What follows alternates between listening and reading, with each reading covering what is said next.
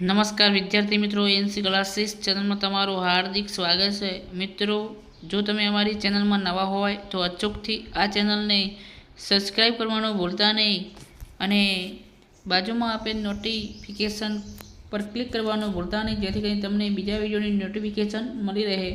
મિત્રો, ગુજરાત માધ્યમિક અને ઉચ્ચતર માધ્યમિક શિક્ષણ બોર્ડ કેટલાક વિદ્યાર્થીઓની કોમેન્ટ હતી કે સર બ્લુ પ્રિન્ટ અમને મોકલી આપો, તો એના નમૂનારૂપ પ્રશ્નપત્રની તમને બ્લુ પ્રિન્ટ તમારી સમક્ષ તમે જોઈ શકો છો, નિહાળી શકો છો। કેટલાક વિદ્યાર્થીનો પ્રશ્ન હશે કે સર સોલ્વ કરીને તમે મૂકી નથી, પણ આ હવે સોલ્વ તમારે જાતે કરવાની છે અને તમને પણ ખ્યાલ આવે કે આપણે પરીક્ષામાં કેટલા માર્ક્સનું જાતે લખી શકીએ છીએ। એને આધીના એક નમૂનારૂપ પ્રશ્નપત્ર તમારી સમક્ષ મૂકવામાં આવે છે, તો વિડીયોને સ્કીપ કર્યા સિવાય વિદ્યાર્થી મિત્રો પૂરેપૂરો જોજો।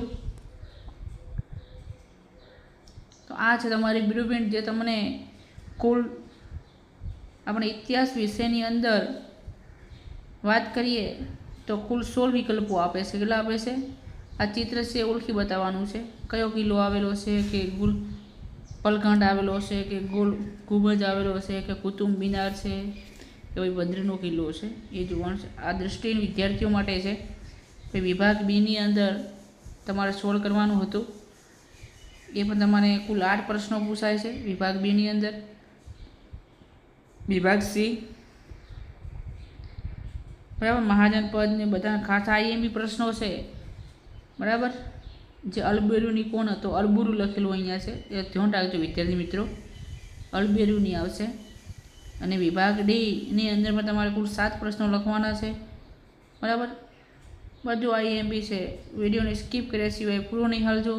અને વિદ્યાર્થી મિત્રો, જો તમે અમારી આ ચેનલની અંદર નવા હોય તો પ્લીઝ એકવાર અચૂકથી આ ચેનલને સબસ્ક્રાઈબ કરવાનું ભૂલતા નહીં। હવે મિત્રો, તમારા માટે ખાસ જોઈએ તો લાભ છે એક તમારા માટે, ખાસ કરીને હવે જો પ્રશ્નપત્રની અંદર ફકરા પરથી જવાબ આપે છે તો એ 5 ગુણ તમારા રોકડિયા છે, ફકરા ઉપરથી જવાબ આપવાના છે, ક્યારે આ વિષયમાં ન હોઈ શકે, પણ હવે દરેક વિષયમાં સરકારી પરિપત્ર નિયમ દ્વારા મૂક્યું છે, એ દ્વારા મૂકે છે। તો વિદ્યાર્થી મિત્રો, આ જે આપણી ઇતિહાસની બ્લુ પ્રિન્ટ, જો તમે નવા હોય ચેનલની અંદર, ચેનલને સબસ્ક્રાઈબ ન કરી હોય તો એકવાર આ ચેનલને સબસ્ક્રાઈબ કરો અને બીજા વિદ્યાર્થીઓ મિત્રો સુધી પણ આ બ્લુ પ્રિન્ટને શેર કરો, જેથી એમને પણ નમૂનારૂપ પ્રશ્નપત્ર મળી રહે। જય હિન્દ, જય ભારત।